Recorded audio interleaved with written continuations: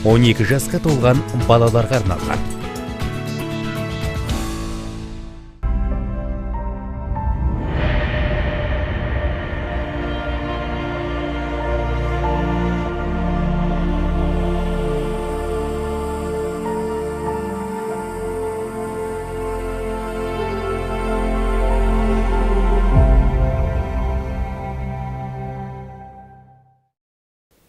Армысыздар, қадірлі қазақ елі, эфирде жанға дәру, жан сусар хабары және оның жүргізушісі мен Жұлдыз Бесек.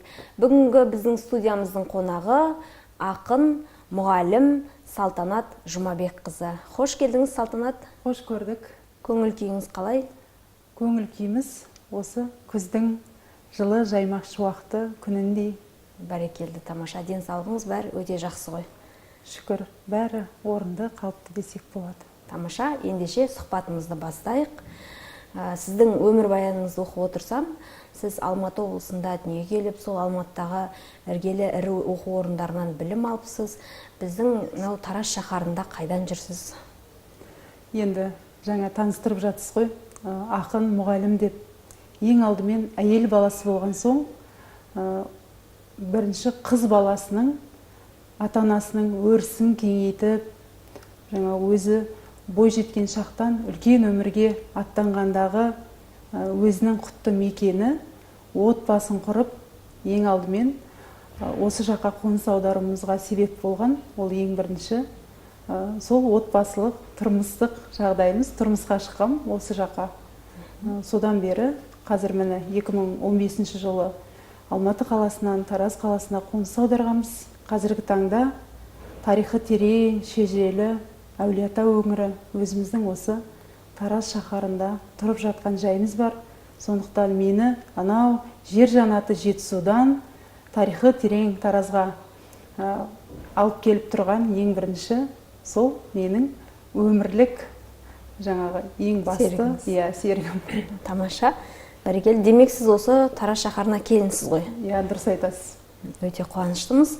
Өзіңізді енді әдебиет зерттеушісі, тіл жанашыр ретінде, қазіргі қоғамның бір дерті ретінде, жас біздің бастауыш сынып оқушыларының тілдерінің шұбарланып шығуы. Сол жолда біз қалай күрессек болады? Өте орынды сауал қойып отырсыз. Енді біздің де мұғалім ретінде алдымызда отырған оқушыларға құрал емес құндылықты меңгерту ең басты мақсатымыз болып табылады. Бұл біздің қазіргі таңдағы балалардың тілінің шұбарлануы, сонымен қатар кірме сөздерді айту, өз тіліндегі балама сөздерді айту ең алдымен ақпарат ағынының көптігінен деп ойлаймын. Қарап отырсақ, біздің осы бала күнімізде әлдеймен әлдейлеген әженің, бата беріп отыратын қарияның, одан кейін салмақты сөзмен сараптап, бізді бір жолға, дұрыс жолға қойып отырған үлкен аға әпкелеріміз болатын. Енді қазіргі таңда біз тұрмыстың түйткілімен, әртүрлі заманның қарай адамы дейді ғой, соған байланысты мүмкін біз кінәлай алмайтын шығармыз. Бірақ ұлт болашағын ойлайтын болсақ, руханиятты, өзіміздің түп қазығымыз, ата дәстүр салтымызды сақтап, соның барлық айналып келгенде тілмен байланысты ғой. Тілімізді сақтаймыз десек, ең бірінші біз баланы анау тал бесіктен басталатын өзінің уақытында тәрбиелеуіміз керек. Ең алдымен тәрбиенің бастауы бұл анадан басталады. Егер әр отбасындағы ана кешкі уақыттағы 20 минут уақытын бөліп, өзінің кішкентай ғана алдындағы бүлдіршінмен сырласып, оған жақсы бір біздің аталы, жаңағы баталы сөздерді айтып жүрген би даналарымыздың екі ауыз ғана сөзін жаттатып отырсақ, онда біздің балалардың болашағы зор болады. Және де ең бірінші біз түп қазығымыз, тілімізді, тарихымызды, ділімізді, дінімізді сақтап қаламыз деп ойлаймын. Енді бұрынғы уақыттарда әншілердің, сонымен қатар киноактерлердің суреттері ілініп тұратын. Енді мен өзімнің тарапымнан біздің отбасымызда бір қабырға ақын жазушыларға, сонымен қатар ұлттың жаңағы ұлысы болған үлкен тұлғаларымызға арналған бір бұрыш бар. Сол бұрышқа, сол бұрышқа ақын жазушыларымыздың аты жөндерін сақтап қойып, балада ең бірінші қандай қабілет, мысал үшін есте сақтау қабілеті жақсы дамиды. Кішкентай кезінде не айтамыз, соны бала өзінің бойына сіңіріп отырады. Соны жаттатамыз, сосын осы қаланың орталық көшелеріне келген кезде Абай атамыздың, Ыбырай атамыздың суреттерін көріп, кейде қызымның айтатын бар, мына үйде Абай ата тұрады ма деп, мен көрдім ана суретін деп. Не болмаса жаңағы күнделікті кешкісін көретін жаңалықтардан өзіміздің қаламыздағы үлкен ғимаратты зәулім үйлерді көрсе, жаңа кішкентай қызым Айдинаны айтатын бар, мына үйде біздің президентіміз Қасым-Жомарт Кемелұлы тұрады ма деп. Қарап отырсаңыздар, біздің осы отбасындағы беріп жатқан тәрбиенің барлығы ол сол баланың бойына беріледі. Яғни баланы емес, ең алдымен өзімізді тәрбиелесек отбасында, сол арқылы біз бүкіл ұлтты тәрбиелейміз деген ойдамын. Бәрекелді. Тілі өлген ел, тірі өлген ел дейді ғой. Өзіңіз енді мұғалім ретінде осы бүгінгі оқушылардың қазақ тілінде жақсы сөйлеуіне, тілдерінің шұбарланбауына мұғалімдер қаншалықты әсер ете алады? Ең бірінші, бұл алдыңғы сұрақтың жалғасы іспетті болып тұр ғой. Ең бірінші, мынау мектеп деген үлкен бір біздің ортамыздағы темір қазығымыз десек, соның айналасындағы үштік одақ, ата-ана, мектеп, баланың арасындағы байланыс, яғни ұстаз, ата-ана, жаңағы баланың арасындағы байланыс неғұрлым күшті, ықпалды болатын болса, онда баланың да біз дамуына өз септігіміз тигіземіз. Ол дегеніміз не? Мысалы, мен өз тәжірибемнен айтайын, ең алдымен сіз өзіңіз эксперимент жасап, оқушыларымнан да сұрап көрсеңіз болады. Қыркүйектің ең алғашқы күні қадам басқан шақтан мектепке мен балаларға бірден, балалар, бүгін міне мектептің қабырғасын аттадық, енді біздің бір жылғы оқу аясында сіздерге тек қана пән аясында ғана білім беріліп қоймай, сонымен қатар қосымша өздеріңізге бір рухани құндылық алатындай қосымша көркем әдебиеттерді оқуларыңыз керек деймін.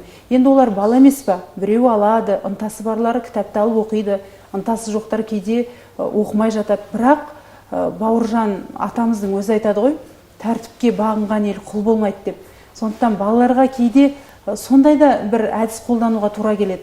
Міндетті түрде олардың барып, жаңа кітапханадағы кітап жазылып алатын формулярларын бір апта алдын ала уақыт беремін. Дүйсенбі күні сіздер кітапты аласыздар. Одан кейін барып сіздердің жаңағы кітаптарыңызды, алған кітаптарыңыз бойынша тексеріп, және оны аяқсыз қалдырмай, міндетті түрде осы аптада Айғаным сенің кітабыңды оқыған кітабыңды талдаймыз, келесі аптада Нұрай сенің кітабыңды талдаймыз, оның арғы аптасында жаңа Самат, Гаухар деп оқушыларға бөліп тастасақ, одан кейін олардың да өзінің поэзияға қызығушылығы бар ма, прозаға қызығушылығы бар ма, әлде басқа да жанрдағы кітаптарды оқи ма, соны байқап жатамыз. Енді көп жағдайда балалар қазіргі кезде жаңағы қолдарына екінің бірін ұстайтыны Харри Поттер дейді. Сол кітаптарды алып қызығып жатады. Бірақ осы орайда біз балалардың бойына мынау біздің осыншама ұлан-ғайыр жерімізді сақтап қалған ата-бабаларымыздың мұра етіп қалдырған әдемі қазіргі таңдағы біздің кезімізде оқитын кітаптардың мұқабасы бір ғана қызыл жаңағы түсті, жасыл түсті болатын болса, қазір балаларға барынша мүмкіндік жасалған ғой. Сол кітаптарды алып оқып, мазмұнын бірге талдауға тырысып, баламен өз деңгейінде сырласатын болсақ, сол кітаптың аясында зерделеп, өз ойымызды қорыта алатын болсақ, міне тілдің де бір жағынан теңізге тамған тамшыдай болсын, біз өз үлесімізді қосамыз деген ойдамын. Тамаша. Өзіңіздің өмірдегі ауам, өмір сүре алмаймын онсыз деп нені айтар едіңіз? Мен өзімнің яғни күнделікті болсын, қасымнан бір елі тастамайтын дүние ауам, ол кітап деп айтатын едім. Неге десеңіз, былтыр 800 кітап болған жеке кітапханамда. Биыл қарасам 64 кітап соның қасына қосыппын. Мен әркез кітаптың мұқабасын ашқан сайын өзіме сондай бір ләззат алам деп айтсам болады. Себебі кітаппен сырласқандағы ойлар, кітаптан оқығаннан кейінгі өзіңнің түйген бір өмірлік сабақтарың қазіргі қоғамдағы болып жатқан түйткілді мәселелермен, не болмаса қоғамдағы біздің осы сұрағын, жауабын таба алмай жүрген сұрақтардың жауабын сол жерден тауып жатамыз.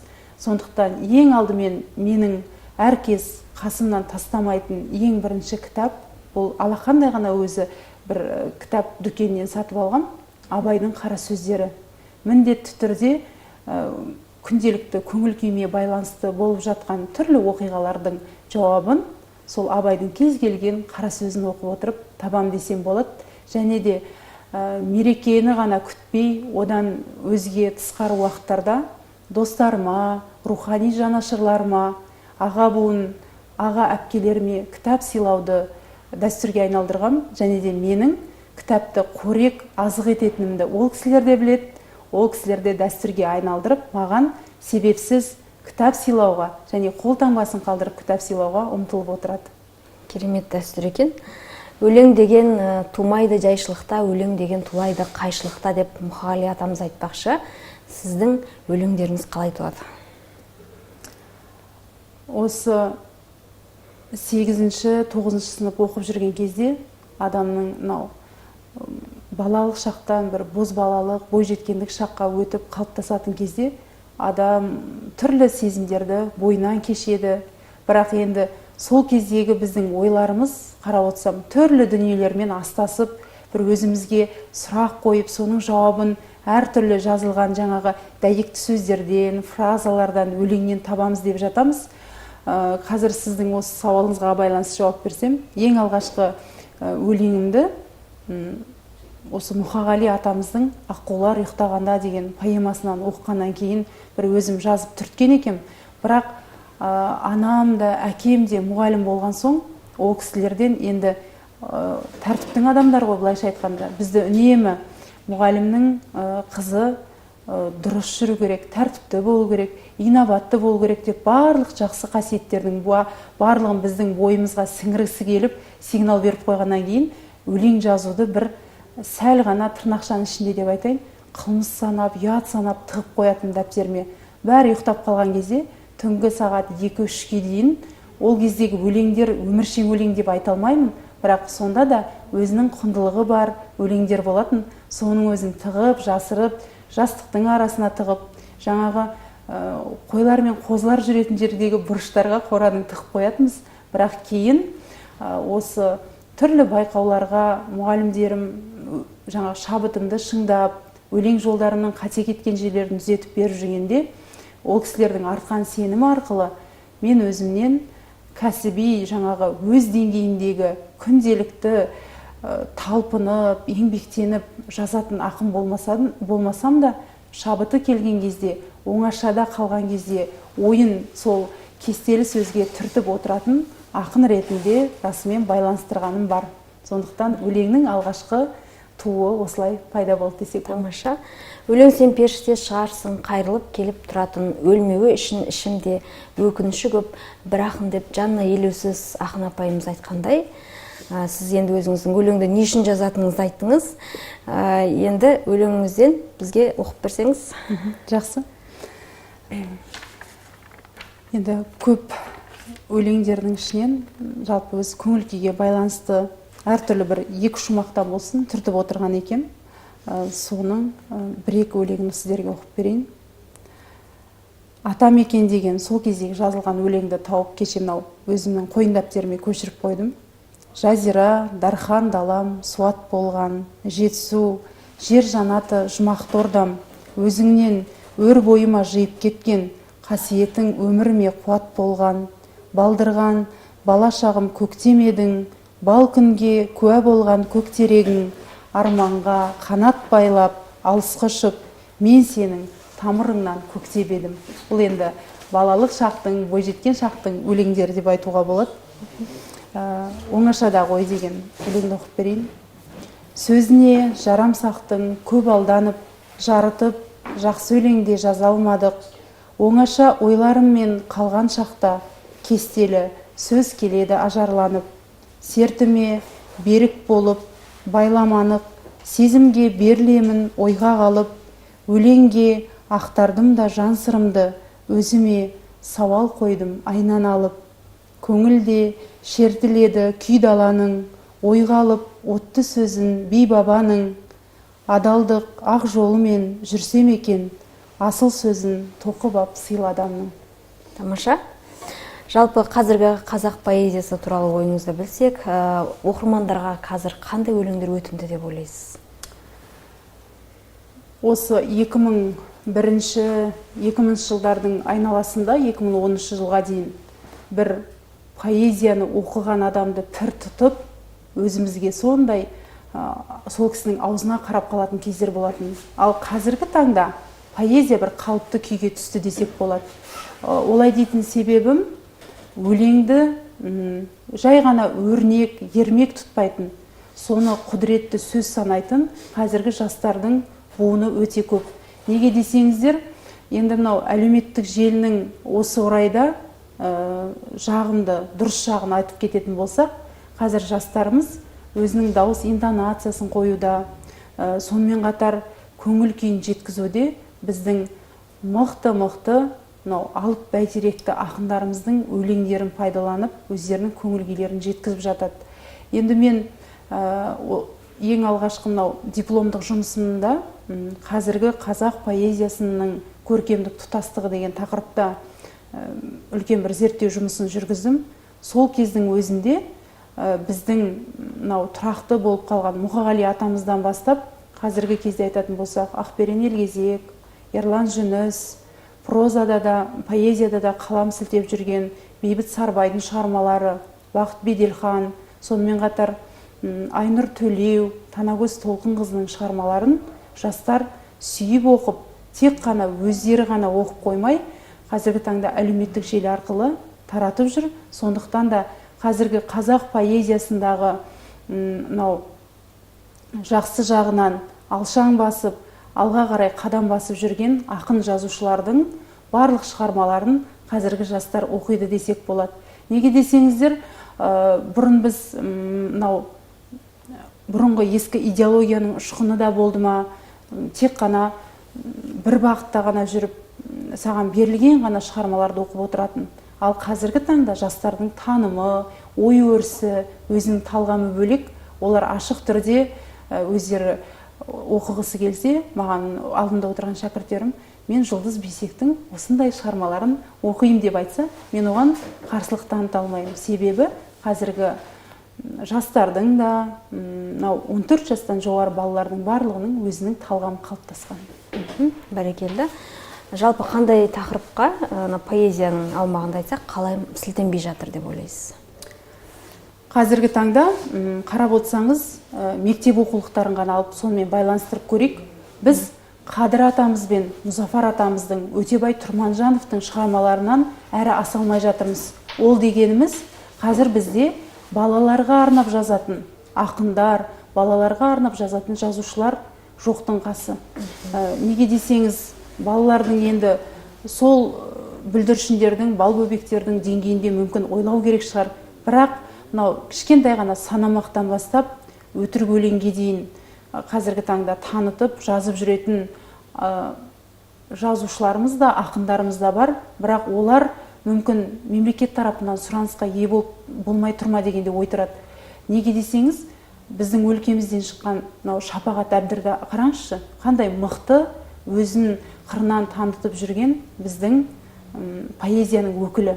Яғни осындай жастарды біздің мемлекет көріп, егерде шығармаларын мектеп бағдарламасына енгізіп жататын болса, құба-құп Қадыр атамыздың, Мұзафар атамыздың, Фариза Оңғарсынованың жолын жалғайтын жастар балалар әдебиетіне қарай қалам сілтейтін еді. Тек қана осы балалар әдебиеті ғана ақсап тұр деп ойлаймын. Ал жалпы алған кезде қазір постмодернистік тұрғыда болсын, әртүрлі жанрда біздің мықты қалам сілтеп жүрген ақын жазушыларымыз бар. Мысал үшін Әлшер Рахаттың шығармаларын қазіргі таңда мектеп бағдарламасына енгізіп, түрлі қосымша сабақтарда оқытып отыратын болсақ, балалар көркемдік деталь тұрғысынан талдауға өздерінің үлесін қосар еді деп ойлаймын. Тамаша, енді өзіңіздің алдыңыздан бірнеше шәкірттер өтіп жатыр осы мұғалім болған аралықта. қолына қалам ұстап жүргендері бар ма? Баршылық деп айтуға болады. Бірақ өлең жазудың өзін көп адам шабытпен ғана, шабыт келген кезде ғана жазамыз ау деп байланыстырып жатады екен. Сіз осы орайда хабарға шақырған кезде менің ойымда үлкен бір жаңағы сауал тұрды. Біз өлең жазудың өзін, егер адамға өнер беріледі десек, оның өзі 1% өнер, 99% еңбек болу керек екен. Сіздің алдыңызда отырған оқушы, оның ішінде шабыты келсін, келмесін, сен оны бағыттап, қазіргі таңнан бастап өзінің өмірлік жолын айқындап бермейтін болсаң, ол кейде адасып та кетуі мүмкін. Рахманқұл Бақдәулет деген шәкіртіміз болды, түрлі байқауларға қатысып, өзінің бағын сынап жүрді. Бірақ 11 сыныпқа келген кезде ол бағының алдында екі жол тұрды. Айтты, мен не әскери адам болам, не журналист болам, қайсысына барайын деп. Содан кейін мен айтам ғой, жүрегіңнің түкпірінде қандай сезім жатыр, соны тыңда. Егер журналист болып кейін жаңағы мен ар-бер жан-жақта жүріп бала-шағамды қалай асырайын деп жүрсең, ол сол сәтте де менің ұстазым осындай дүние айтып еді ғой деген сөздер есіңе түседі. Ал егер де өмірлік мұрат, мақсатың осы әдебиет жолында, ақындық жолда, журналистік жолда қалыптасады десең, онда тағы да таңдауың өзіңде деп. Сондықтан балаға 5-ші сыныптан бастап алдымызға келеді ғой, сол бағыттан бастап 11-ші сыныпқа дейін баланың бойындағы өнерді біз көре білсек, оны ары қарай шыңдай білсек, ол кезде біз бір белгілі ақынды тәрбиелеп шығара аламыз. Егер оның бойында жаңағы әртүрлі бағытқа деген бір шайқатылып кеткен мақсат, мүдделер болып жататын болса, ол адамнан ақын мүлде шықпайды деген менің өзімнің ішкі ойым. Бәрекелді, сұхбатымыздың соңында әулиелі әулиеата жұртына айтар ізгі тілегіңіз болса тыңдауға әзірміз. Біздің тарихи өлке Тараз қазіргі таңда ұлт руханиятына өзінің үлесін жаңағы қосып, еңбегін сіңіріп жүрген мықты-мықты жастарды, аға буын өкілдерін, бір 3 буынның өкілін сабақтастырған үлкен орта деп айтуға болады. Оның өзі қазіргі таңдағы біздің телеарнада болып жатқан танымдық бағдарламалардың өзінен, не болмаса келелі іс жиын шаралардың өзінен біз байқап жатамыз.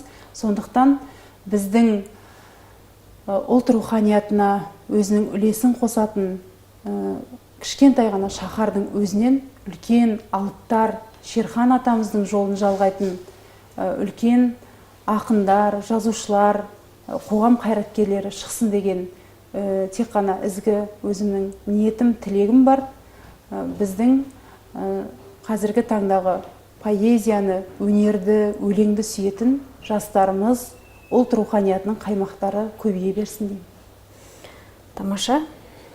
Салтанат ханым, бүгін алтын уақытыңызды бөліп, біздің студиямызға келіп, әдемі әңгімеңіз, әсерлі өлеңдеріңізбен бөліскеніңіз үшін сізге алғысымызды білдіреміз.